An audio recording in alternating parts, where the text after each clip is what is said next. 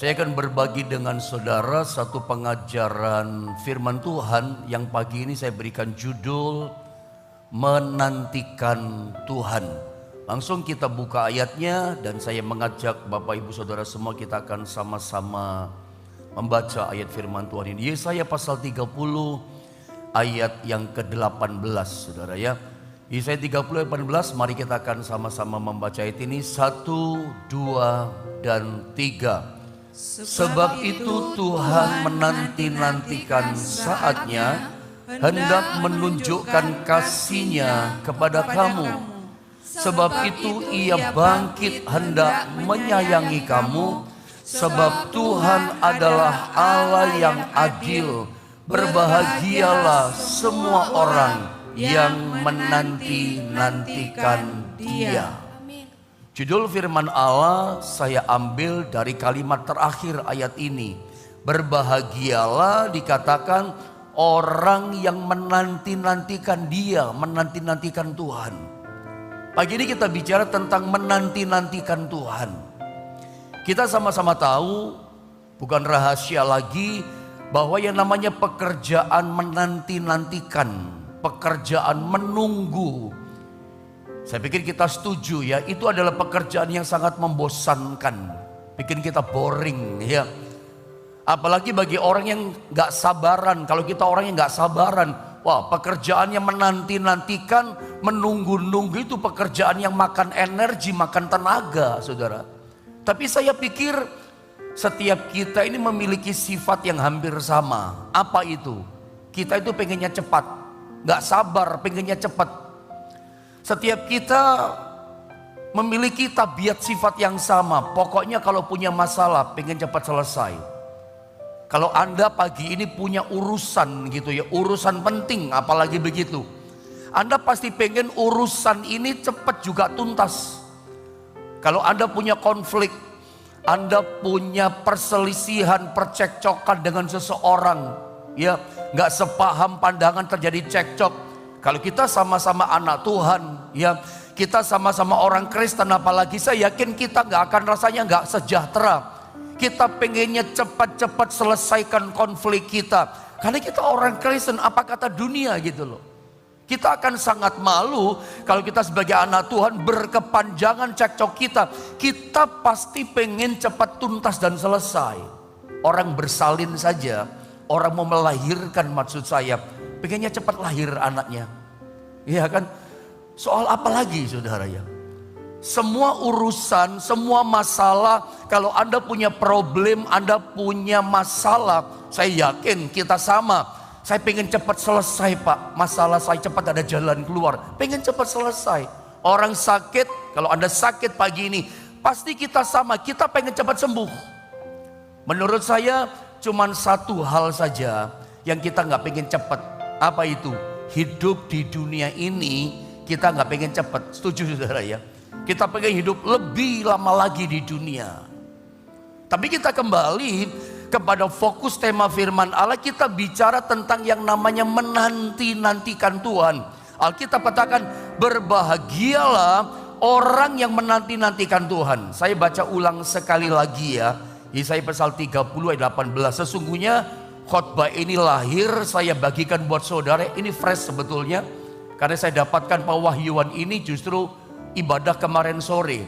Saya dengar dari hambanya Pak Edwin Yahya sampaikan ayat ini. Ya Tuhan beri rema ini kepada saya bagi sama saudara pagi ini. Saudara ya, saya baca ulang sekali lagi ya, perhatikan baik-baik. Sebab itu dikatakan Tuhan menanti-nantikan saatnya. Kita menanti-nantikan Tuhan, berbahagialah orang yang menanti-nantikan Tuhan. Tapi ayat ini menarik loh. Ya, dimulai dibuka dengan kalimat ini. Sebab itu dikatakan Tuhan menanti-nantikan saatnya. Bilang sama-sama saya, saatnya. Tuhan itu bekerja, itu punya agenda. Anda mesti paham. Kalau Anda gak memahami cara kerja Tuhan, Anda akan jadi orang Kristen yang betul-betul frustasi. Anda akan jadi orang Kristen yang rapuh di dalam, lemah, Dihantam masalah, langsung putus asa, langsung loyo membeli iman kita. Kenapa? Kedapatan kita nggak ngerti cara kerjanya Tuhan. Tuhan kalau kerja, tolong kita. Ulurkan tangannya, bebaskan kita. Kasih berkat, kasih mujizat, kasih pertolongan. Tuhan itu memberikan apa saja semuanya kepada kita. Itu berdasarkan saatnya, berdasarkan waktunya. Tuhan punya agenda gitu loh. Tuhan itu punya waktu, Tuhan itu punya saat gitu.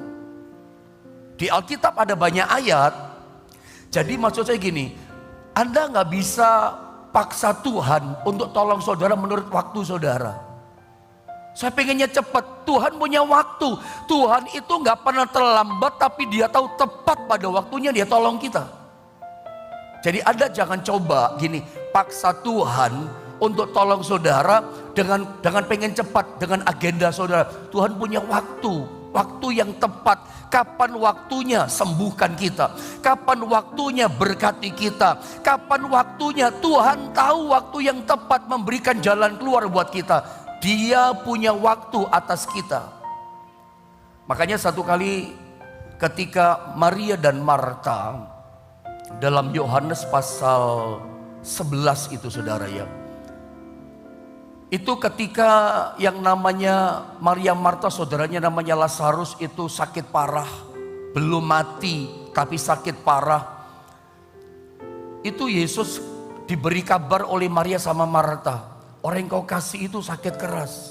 Tapi Yohanes pasal 11 di ayat yang ke-6, Alkitab katakan Yesus sengaja, coba perlihatkan multimedia, Yohanes 11 ayat 6. Perhatikan saya baca ayat ini ya. Atau bolehkah sama-sama kita baca? Supaya Anda dapat sesuatu dihidupkan oleh Roh Kudus. Yohanes 11 ayat yang ke-6 dikatakan apa di sini? 2 dan 3. Baca saudara. Namun setelah didengarnya bahwa Lazarus sakit, ia sengaja tinggal 2 hari lagi di tempat di mana ia berada. Ini menarik loh.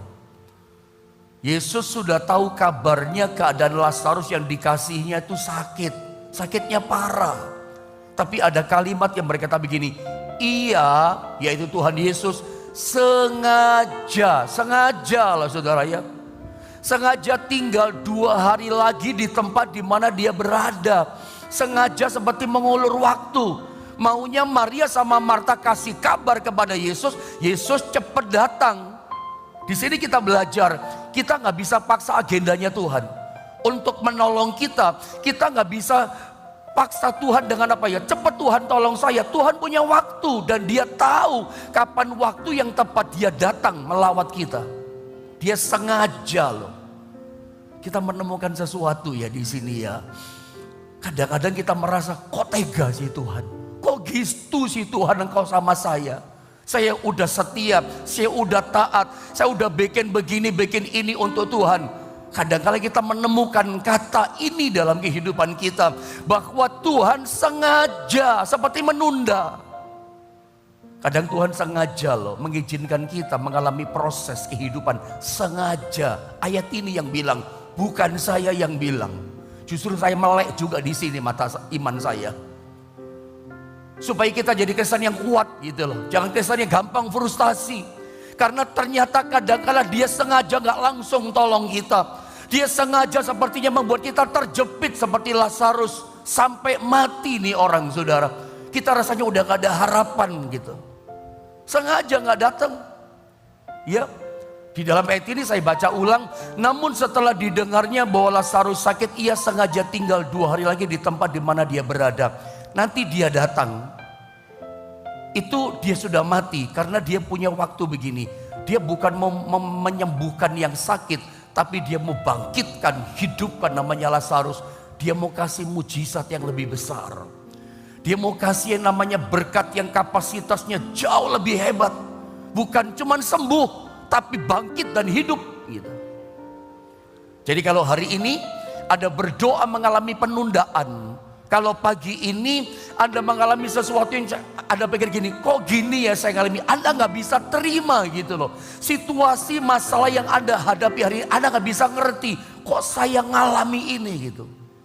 Dalam tanda kutip kadang-kadang Tuhan sengaja bikin kita masuk dalam keadaan seperti itu. Ingat, Tuhan itu memang punya waktu. Ada waktunya, tepat pada waktunya. Tuhan pasti tolong saudara. Dalam seperistiwa yang lain, ketika perkawinan di Kana Galilea kehabisan air anggur, itu dalam Yohanes pasal berapa? Coba saya cek di Alkitab saudara. Yohanes pasal 2. Dalam ayat 3 dan ayat yang keempat, coba kita belajar sedikit bahwa dia punya waktu. Supaya Anda ngerti ya. Ketika mereka kekurangan anggur, perhatikan, Ibu Yesus, Ibu Maria berkata kepadanya, mereka kehabisan anggur. Ayo sama-sama kita baca ayat yang keempat. Apa dikatakan ayat 4? Jawab Yesus apa? 2, 3. Kata Yesus kepadanya, mau apakah engkau daripadaku ibu, saatku belum tiba. Tuhan punya saat, Tuhan punya waktu. Makanya Pengkhotbah 3 ayat 11, segala sesuatu itu indah pada waktunya. Pada waktunya dia bekerja. Jadi percaya ya, setiap kita, nanti saya coba jelaskan kalau ada kesempatan, waktunya cukup. Setiap kita itu punya musim kehidupan. Setiap kita itu punya waktu. Anda harus tahu Anda sekarang ada di waktu apa, musim apa, season apa. Supaya apa? Responnya Anda nggak salah. Saya punya waktu. Nanti saya coba jelaskan kalau cukup ya. Waktunya saya dengan waktunya istri saya, kami tinggal satu rumah, itu bisa berbeda loh. Musim kehidupan saya dengan istri saya bisa lain. Karena setiap orang, setiap pribadi punya season masing-masing, punya musim kehidupan masing-masing. Kalau kita nggak tahu di mana musim kita berada, Anda suka salah respon. Anda pernah ingat apa yang saya ajarkan? Kalau kita pada waktu musim menabur, kita musim menuai, nggak bisa. Ya, sampai kita berkeringat pun nggak menuai, sedang musim menabur kok gitu. Ternyata di ayat ini pun berkata Tuhan pun bekerjanya berdasarkan waktu. Anda gak bisa paksa agenda Tuhan. Sekarang dong Tuhan tolong saya. Tuhan berkata tunggu dulu ya. Sengaja dia gak langsung datang. Karena dia tahu waktu yang tepat kapan menolong Lazarus. Percayalah pagi ini Tuhan yang sama, dia tahu waktu yang tepat untuk datang melawat setiap saudara. Jangan lemah dulu. Memang dia punya agenda. Sekarang saya masuk pada bagian ini. Jadi Tuhan itu bukan cuman, perhatikan ini ya, Tuhan itu menanti-nantikan saatnya, waktunya. Artinya begini, Tuhan itu bukan cuman pandai bicara, tapi Tuhan juga pandai mendengar. Tuhan itu bukan cuman pandai menolong kita, tapi dia memperhatikan detail hidup kita. Ayat ini berkata, sebab itu Tuhan menanti-nantikan saatnya. Dia kasih dua berkat kepada kita. Berkat apa? Hendak menunjukkan kasihnya kepada kamu. Berkat yang pertama, dia mau menunjukkan kasihnya, memberikan kasihnya kepada kita. Terus apa lagi? Sebab itu ia bangkit hendak menyayangi kamu. Tuhan itu punya dua berkat dalam kehidupan orang beriman. Yang pertama kasihnya, yang kedua adalah sayangnya. Saya mau ngomong dulu gini sama saudara. Kasih dan sayang. Kasihnya Tuhan dan sayangnya Tuhan itu dua hal yang berbeda. Perhatikan saya. Kasihnya Tuhan dan sayangnya Tuhan itu dua hal yang berlainan. Orang itu bisa menyayangi tanpa mengasihi, tapi orang juga bisa mengasihi tanpa menyayangi. Tapi Tuhan dua-duanya sanggup. Tuhan dua-duanya bisa. Dia bisa sanggup memberikan kasihnya kepada kita. Saat yang bersama dia bisa berikan sayangnya kepada kita. Dua-duanya dia beri. Tetapi Tuhan itu gak sembarangan memberikan dua berkat yang spesial ini. Saya menyebutnya, saya memberi nama kasihnya Tuhan dan sayangnya Tuhan. Ini berkat yang spesial dari Tuhan. Berkat yang khusus. Tuhan gak hambur-hamburkan kepada semua orang. Tuhan gak sembrono gitu. Nih buat kamu, nih kasihku, nih sayangku. Dia gak ngobrol. Dia gak sembrono gitu memberikan kasihnya, sayangnya kepada semua orang. Hanya kepada orang-orang yang mau menanti-nantikan dia. Kalau lengkapnya saya baca begini ya. Lengkapnya saya baca begini saudara ya. Sebab itu perhatikan ayat ini. Tuhan menanti-nantikan saatnya. Menanti apa? Dia tunggu ya. Hendak menunjukkan kasihnya kepada kamu. Terus sebab itu ia bangkit. Hendak menyayangi kamu. Jadi Tuhan tuh menunggu waktu yang tepat. Menanti waktu yang tepat. Untuk apa? Berikan kasihnya, berikan sayangnya kepada kita. Kepada siapa diberikan? Di bawahnya dikatakan, sebab Allah adalah yang adil, berbahagialah semua orang yang menanti-nantikan dia. Jadi ibaratnya itu kalau saya sederhanakan, saya bahasakan begini ya. Tuhan itu menunggu orang yang mau menunggu dia, gitu ya. Tuhan itu menanti orang yang mau menantikan dia. Jadi kasih sama sayangnya Tuhan itu ibaratnya di tangan Tuhan. Dia tidak akan tunjukkan kasihnya, dia tidak akan berikan sayangnya kepada orang yang memang tidak mau menanti-nanti. Makanya saya bahasakan sederhanakan, Tuhan itu mau menanti orang yang mau menanti dia. Dia tunggu gitu loh. Siapa yang mau berikan kasih dan sayangku?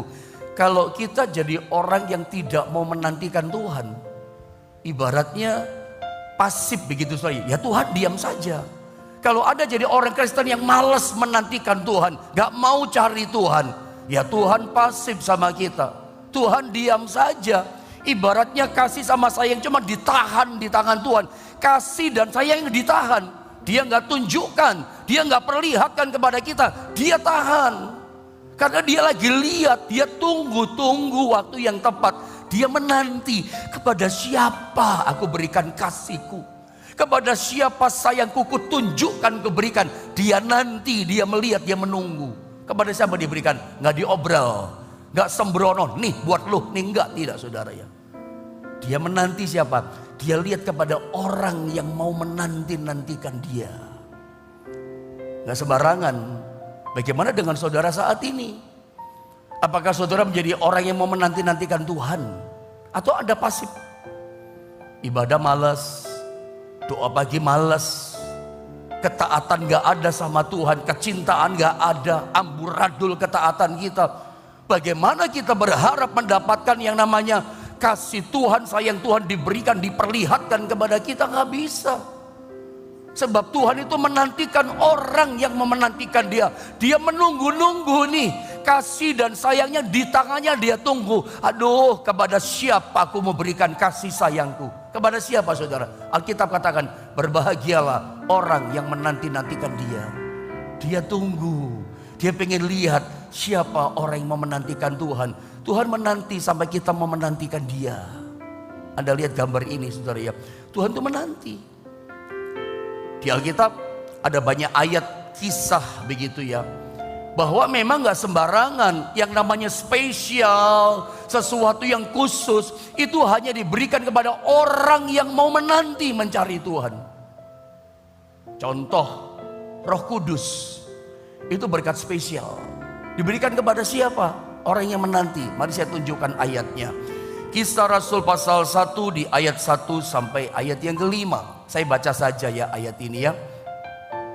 Anda perhatikan baik-baik. Kisah 1 ayat 1 sampai dengan ayatnya yang kelima. Hai Theophilus, dalam bukuku yang pertama aku menulis tentang segala sesuatu yang dikerjakan dan diajarkan Yesus. Ayat yang kedua saudara. Sampai pada hari ia terangkat, sebelum itu ia telah memberi perintahnya oleh Roh Kudus kepada rasul-rasul yang dipilihnya. Ayat yang ketiga, kepada mereka ia menunjukkan dirinya setelah penderitaannya selesai, dan dengan banyak tanda ia membuktikan bahwa ia hidup. Sebab selama 40 hari ia berulang-ulang menampakkan diri dan berbicara kepada mereka tentang kerajaan Allah. Lihat ayat yang keempat. Pada suatu hari ketika ia makan bersama-sama dengan mereka, ia melarang mereka meninggalkan Yerusalem. Jangan tinggalkan Yerusalem. Gak usah menginjil dulu, tetap tinggal di Yerusalem. Dan menyuruh mereka tinggal di situ. Untuk apa? Menantikan, bilang sama-sama saya, menantikan janji Bapa yang demikian katanya telah kamu dengar daripadaku. Lihat ayat yang kelima. Sebab Yohanes membaptis dengan air, tetapi tidak lama lagi kamu akan dibaptis dengan Roh Kudus. Lihat ayat keempat sekali lagi. Ya, ada kalimat ini. Ia melarang mereka meninggalkan Yerusalem dan menyuruh mereka tinggal di situ. Untuk apa? Menantikan janji Bapa. Itulah Roh Kudus. Roh Kudus diberikan kepada siapa? Pada waktu pertama kali Roh Kudus itu dicurahkan ke muka bumi. Ketika Roh Kudus datang ke muka bumi, ke dalam dunia, pertama dia turun kepada siapa? Kepada orang-orang yang menantikan janji Bapa. Adakah di antara saudara yang pagi ini sedang menantikan janji Bapa? Saya nggak tahu apa yang Anda nantikan. Saya menantikan jalan keluar, Pak Pendeta. Saya sedang menantikan mujizat kesembuhan, Pak Pendeta. Saya sedang menantikan pertolongan Tuhan, dikasih kelegaan, beban saya berat, Pak. Anda menantikan berkat, Anda menantikan sebuah keajaiban yang amazing dari Tuhan. Sama, saya pun menantikan hal yang sama seperti saudara. Anda tahu bagaimana caranya untuk Anda menerima kasih-Nya, sayang-Nya, kuasanya, janji-janjinya digenapi. Tuhan menunggu, itu semua di tangan Tuhan. Kuasa, berkat, mujizat, kasih, sayang, itu bicara semua power, kekuatan, kasih, sayangnya itu di tangannya. Dia tunggu kepada siapa mau diberikan. Dia punya waktu loh. Kalau Anda, dia tunggu sampai sabar, sampai kita mau menunggu dia. Kalau kita nggak mau menunggu dia, menantikan dia di kaki Tuhan seperti Maria, ya tetap di tangan Tuhan. Tuhan gak kasih, mau dikasih pagi ini. Berapa banyak saudara menantikan janji Bapa, ingin menerima kasih-Nya. Saudara harus suka menanti-nantikan Tuhan. Jangan bosan. Seperti contoh yang namanya Naaman. Contoh orang yang disembuhkan, Naaman. 2 Raja pasal 5, gak usah dibaca ayatnya, Anda udah tahu. Dia datang kepada Elisa, ingin disembuhkan. Dia menantikan sebuah kesembuhan. Karena dia sakit kusta. Di zaman itu sakit kusta tak tersembuhkan, tidak bisa disembuhkan. Tabib, dokter, obat medis gak bisa sembuhkan kusta. Dia menantikan keajaiban, mujizat, kesembuhan. Datang sama Nabi Elisa. Elisa katakan apa lewat Gehazi? Lewat bujangnya itu. Tenggelamkan dirimu ke dalam sungai Yordan 7 kali. Intinya dia pergi ke sungai Yordan. Walaupun ceritanya panjang, saya langsung menukik pada inti masalah. Dia tenggelamkan dirinya di sungai Yordan. Dia tanggalkan jubahnya. Sekali dia tenggelamkan, gak ada tanda-tanda sembuh. Tenggelamkan 2 kali, sama saja, sami mawon. Tetap aja bercak totol-totol putih, kustanya masih penuh. Ketiga, keempat, kelima, sama. Tidak ada tanda kesembuhan. Tapi pesannya Nabi Elisa apa? 7 kali. Untung orang ini tidak kehilangan kesabaran. Dia tetap mau menantikan dengan sabar. Dia rendam, tenggelamkan yang ke-7 kali. Begitu dia keluar, kulitnya tahir seperti bayi, kulit bayi. Bagaimana cara Naaman mengalami kesembuhan? Dia nantikan itu kesembuhan. Coba kalau berendam yang ke-6, dia berkata, percuma menantikan mujizat. Dia pergi, sampai mati dia kusta. Berapa banyak saudara seperti Naaman sedang menantikan sesuatu dari Tuhan. Nantikan Tuhan, Tuhan tunggu. Menurut saudara, kira-kira ketika janji Roh Kudus itu, ketika Yesus berkata, apa tidak bisa langsung pendeta? Yesus langsung kasih Roh Kudus kepada murid-muridnya. Bisa. Detik di mana dia bicara, jam, hari di mana dia berkata, dia bisa berikan Roh Kudus kepada mereka. Tapi saya ulang, Tuhan punya agenda dan cara kerja selalu terikat dengan namanya saat dan waktu. Tuhan punya waktu. Dari 500 orang yang berkumpul di lautan Yerusalem, cuman 120 orang yang dipenuhi Roh Kudus, menerima Roh Kudus. Siapakah 120 orang itu? 120 orang ini adalah orang yang menanti-nantikan Tuhan seperti Naaman. 380 mana? Gak sabar menanti. baru sehari, 2 hari, 5 hari, 9 hari udah tinggalkan. Yang bertahan sabar menanti-nantikan Tuhan 120 orang, mereka yang menerima kuasa. Janji Bapa digenapi. Saya percaya pagi ini janji Bapa pun diberikan kepada saudara. Asal sabar menanti. Tuhan punya waktu. Dia sengaja loh gak datang langsung pada Lazarus. Kadang dibikin sengaja kita masuk situasi yang sulit. Di balik itu ada berkat yang besar. Anda mesti tahu cara kerja Tuhan. Saya tunjukkan beberapa ayat lalu selesai. Yakobus pasal 5 dengan cepat saya baca. Bersabar dalam penderitaan. Menanti ini juga saudara ya. Ayat yang ke-7 dan ayat 82 ayat saya baca ya. Karena itu saudara-saudara bersabarlah, sabar saudara ya, sampai kepada kedatangan Tuhan. Kedatangan Tuhan di sini ada 2 macam arti. Kedatangan yang pertama pengertiannya adalah dia datang kedua kali menjemput kita gerejanya. Yang kedua, dia datang kepada kita untuk menolong kita. Ya, dia datang untuk melawat kita. Saya baca dulu. Sesungguhnya petani, sabar itu contohnya petani, bukan orang mancing. Orang mancing itu bisa karena stres, karena nganggur. Makanya Alkitab itu tepat. Kesabaran digambarkan seperti petani. Sesungguhnya petani menantikan hasil yang berharga dari tanahnya. Dan ia sabar sampai telah turun hujan musim gugur dan hujan musim semi melewati musim-musim. Karena selalu ada musim. Terus ayat yang ke-8. Kamu juga harus bersabar. Ya kamu juga, kita semua harus sabar. Dan harus meneguhkan hatimu, kuat teguh hatimu. Karena kedatangan Tuhan sudah dekat. Kedatangan yang pertama menjemput gerejanya. Kedatangan kedua arti rohaninya adalah ya sudah dekat, pertolongan Tuhan datang sama kita. Bisa berkata amin saudara. Sudah dekat janjinya Tuhan digenapi sama kita. Sudah dekat tapi butuh proses namanya sabar menantikan. Pasti datang kok waktunya. Tuhan punya waktu. Makanya kalau Anda baca dalam Pengkhotbah pasal 3 ya, ayat 1, 2, 3, 4, 5, 6, terus ke bawah sampai 11. Atau Anda mau contoh, saya bacain sedikit ya, tolong minta multimedia. Saya kasih contoh, ada musim, makanya sabar gitu saudara ya. Lihat ya, Anda di musim yang mana di sini? Perhatikan, untuk segala sesuatu ada masanya. Toh lihat, untuk apapun di bawah langit di bumi ini ada waktunya. Di bumi ada waktu loh. Termasuk kita tinggal di bumi ada waktu, ada musim. Perhatikan ini.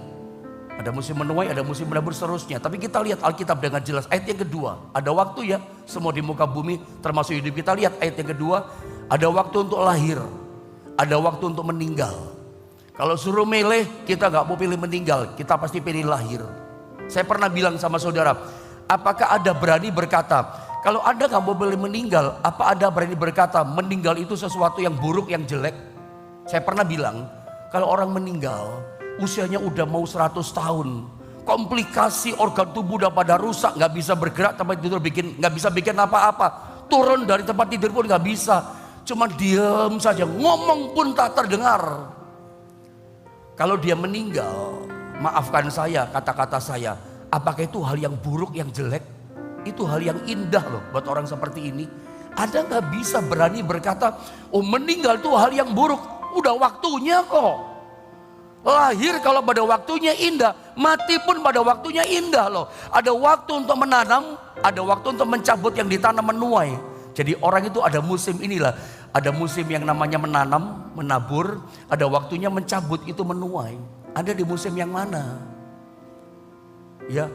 Mungkin saya baca saja langsung sore karena waktu ya. Lihat ayat yang ketiga saja langsung. Ada waktu untuk membunuh, ada waktu untuk menyembuhkan, ada waktu untuk merombak, ada waktu untuk membangun. 4. Lalu terus ayat yang keempat, ada waktu untuk menangis. Lagi sedih susah, pergumulan Pak, ada musim lah menangis pergumulan. Ya, ada waktu untuk tertawa, sukacita, ngalami mujizat, ngalami berkat. Ada musim itu saudara ya. Ada waktu untuk meratap, sedih. Ada waktu untuk menari, sukacita, hebat berkat Tuhan luar biasa. Apalagi ayat yang kelima. Ada waktu untuk membuang batu, ada waktu untuk mengumpulkan. Ayat yang keenam. Saya lanjutkan dengan cepat, saya loncat-loncat. Ayat 36 tolong. Atau langsung pada ayatnya yang ke-11 saja, saudara. Ayat yang ke-11 saja. Ya kelamaan, ayat 11. Ia membuat, sama-sama kita baca ayat 11, 2 dan 3. Ia membuat segala sesuatu indah pada waktunya.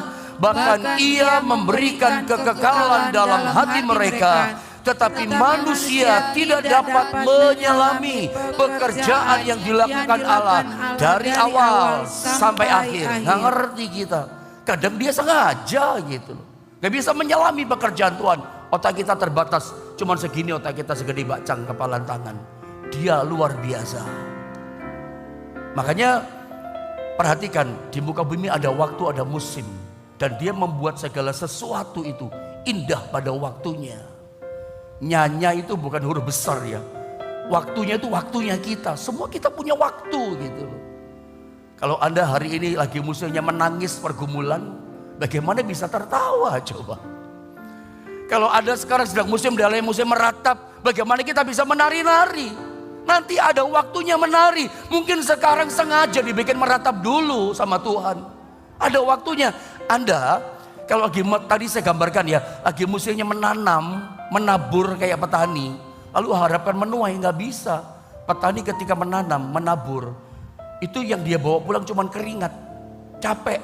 Apakah besok dia gak datang ke sawah? Enggak. Dia besok datang ke ladang, ke sawah lagi. Karena dia tahu apa?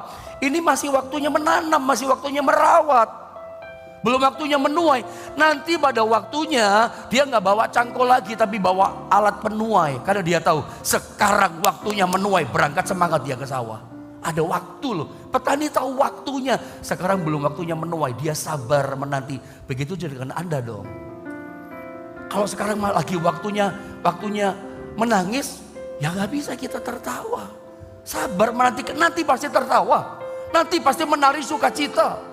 Tapi yang penting begini, Anda harus tahu di mana tempatnya waktunya saudara. Kalau enggak, cilaka kita. Kalau enggak, habis kita. Seperti gambaran ya, di lampu merah. Waktu di lampu merah, Anda mesti berhenti. Jangan jalan, brak celaka nanti. Kalau Anda tahu lagi waktunya, waktu di lampu hijau, Anda jangan berhenti, jalan. Kalau Anda berhenti, ditabrak juga celaka dari belakang. Harus tahu waktu loh, tahu musim. Kalau Anda nggak tahu musim, nanti Anda akan ngomel. Nanti Anda, kok gini sih Tuhan, gimana sih Tuhan? Saya berharap tidak ada yang frustasi hari ini. Bangkit semangatmu, kalau gitu aku harus menantikan Tuhan. Di tangan Tuhan ada janjinya Bapa. Di tangan Tuhan ada kasihnya. Di tangannya Tuhan ada sayangnya. Ini Tuhan mau kasih kepada siapa? Kepada orang yang mau menantikan dia. Dia mencari orang yang menanti dia. Dia berikan berkat janji Bapa kepada kita. Dengan kita mengerti waktu itu, saya percaya pertolongan Tuhan tepat pada waktunya diberikan pada setiap kita.